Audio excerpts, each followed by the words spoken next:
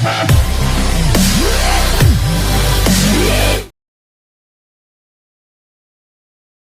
guys, perkenalkan, nama saya Vanessa Octavia dengan NIM 205180015. Hai guys, saya Kasala Valeri dengan NIM 2051813. Halo, nama saya Valencia Winata dengan NIM 205180207. Nama saya Ferdinand de la Pasya, NIM 205180003. Halo, saya Levina dari Fakultas Hukum Universitas Tarumanegara dengan NIM 205160173. Pada kesempatan kali ini saya akan membahas mengenai wan prestasi dan prestasi. Pembahasan yang pertama mengenai prestasi. Prestasi merupakan kewajiban yang harus dipenuhi oleh debitur. Prestasi diatur dalam pasal 1234 KUH Perdata. Menurut pasal 1234 KUH Perdata, prestasi dibagi menjadi tiga. Yang pertama, memberikan sesuatu, misalnya menyerahkan barang atau membayar harga. Sedangkan yang kedua adalah berbuat sesuatu. Berbuat sesuatu itu misalnya memperbaiki barang yang rusak. Kalau misalkan yang ketiga, tidak berbuat sesuatu, misalnya adanya perjanjian bahwa tidak akan menggunakan merek barang tertentu. Bahasan yang kedua adalah wan prestasi. Prestasi dibagi menjadi 4. Yang pertama, tidak melakukan apa yang disanggupi untuk dilakukan, itu misalnya A. Membeli barang dari B dan telah menyerahkan uangnya, tetapi B tidak memberikan barang tersebut kepada A, maka B telah melakukan wan prestasi terhadap A. Sedangkan yang kedua adalah melakukan apa yang diperjanjikan, tapi tidak sebagaimana yang diperjanjikan. Contohnya itu seperti A dan B sepakat melakukan jual beli kursi berwarna hitam, tetapi kursi yang datang kepada A adalah kursi berwarna biru, sehingga B telah melakukan wan prestasi terhadap A. Sedangkan yang ketiga adalah melakukan apa yang sudah diperjanjikan, tetapi terlambat.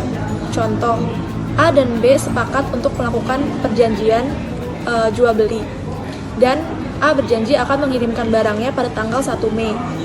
Sedangkan ternyata A mengirimkan barangnya kepada B pada tanggal 10 Mei, sehingga A telah wan prestasi kepada B.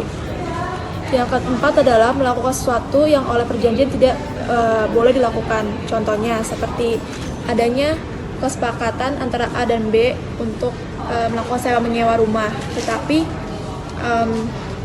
A malah menyewakan rumah B kepada pihak ketiga, sehingga A telah melakukan wan prestasi terhadap B. Saya akan menjelaskan mengenai arti wan prestasi. Nah, pasti banyak yang penasaran kan, apa sih wan prestasi itu? Wan prestasi itu biasa dikenal dengan cedera janji atau ingkar janji. Sedangkan artinya tuh apa sih? Nah, mengenai arti wan prestasi tersebut adalah suatu keadaan di mana seseorang telah lalai dalam memenuhi kewajibannya sesuai yang diatur dalam undang-undang. Jadi, wan prestasi itu merupakan akibat dari tidak terpenuhinya suatu perikatan hukum. Nah, sekarang teman-teman udah mengerti kan? Nah, selain itu, wan prestasi juga diatur dalam pasal 1243 KUH Perdata. Nah, tentunya teman-teman pasti udah paham dong mengenai arti wan prestasi yang saya jelaskan tadi. Dan sekarang saya akan menjelaskan mengenai bentuk-bentuk wan prestasi menurut pasal 1238 KUH Perdata. Ada 3 bentuk. Yang pertama, itu adalah surat perintah. Surat perintah itu berasal dari hakim yang berbentuk penetapan. Nah, dengan surat penetapan tersebut, jurusita menyampaikan kapan selambat-lambatnya kepada debitur untuk berprestasi. Hal tersebut biasa disebut dengan exploit jurusita. Dan yang kedua, itu ada akta sejenis. Akta sejenis ini dapat berupa akta notaris dan akta di bawah tangan. Dan yang terakhir, yang ketiga, itu adalah tersimpul dalam suatu perikatan itu sendiri. Maksudnya, sejak pembuatan perikatan, kreditur sudah menentukan saat adanya wan prestasi. Saya ingin menjelaskan tentang akibat hukum wan prestasi atau sanksi-sanksi wan prestasi. Sanksi-sanksi wan prestasi ada 4, yaitu yang pertama ganti rugi atau yang dimaksud dengan membayar kerugian yang diderita oleh kreditur. Sesuai dengan pasal 1243 KUH Perdata ada 3, yaitu biaya atau pengeluaran yang nyata-nyata dikeluarkan oleh sepihak. Rugi itu kerugian atau kerusakan yang diderita oleh kreditur yang dilakukan oleh debitur. Yang ketiga, bunga, kerugian yang berupa kehilangan keberuntungan yang sudah dihitung oleh kreditur. Yang kedua itu adalah pembatalan perjanjian yang bertujuan untuk agar kedua belah pihak kembali pada keadaan sebelum perjanjian itu dibuat. Kalau satu pihak sudah menerima dari pihak lain, maka itu dikembalikan kepada pihak lain tersebut. Jadi sesuai dengan pasal 1266 KUH. Nah, kali ini saya akan membahas tentang pelarihan resiko. Apa sih sebenarnya pelarihan resiko tersebut?